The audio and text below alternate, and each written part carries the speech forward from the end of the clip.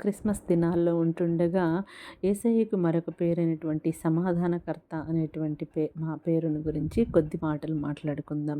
ఆయన మనకి సమాధానకర్త అయినటువంటి దేవుడుగా ఉన్నాడు. అంటే యేసయ్య శాంతి దాతగా ఉన్నాడు. ఆ శాంతిని మనకు అనుగ్రహించేటువంటి దేవుడుగా కూడా ఉన్నాడని మనం గ్రహించాలి. అయితే మనం యేసయ్యతో సహవాసం చేసినప్పుడు, ఆయన్ని మన సమాధానకర్తగా మనం అంగీకరించినప్పుడు, మన జీవితంలో ఆయన చేసేటువంటి మేలులేంటో 3 రకాలైనటువంటి మేలులు చూద్దాం. మొదటి తెస్సలోనిక పత్రిక 5వ అధ్యాయము 23వ వచనము. యేసయ్యని మనం సమాధానకర్తగా మనం అంగీకరించినప్పుడు మనల్ని ఆయన సంపూర్ణంగా మన జీవితాన్ని పరిశుద్ధపరిచేటువంటి దేవుడుగా ఉన్నాడు.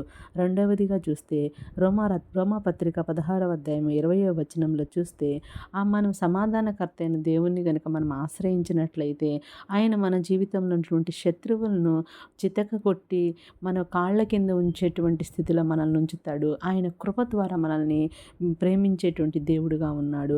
మూడవదిగా చూచినప్పుడు ఫిలిప్పీలకు రాసిన పత్రిక 4వ అధ్యాయము 9వ వచనంలో సమాధానకర్త అయిన దేవుడు మనకు తోడై ఉంటాడు, సదాకాలం మన తోడు ఉంటాడని వాగ్దానం చేసిన దేవుడు నమ్మదగిన దేవుడని గుర్తించి అట్టి సమాధానకర్త అయిన దేవుణ్ణి మన హృదయాల్లోకి చేర్చుకునే వారముగా ఈ క్రిస్మస్ ఆనందం పొందుకునే వారముగా ఉందాం. Thank you. Praise the lord.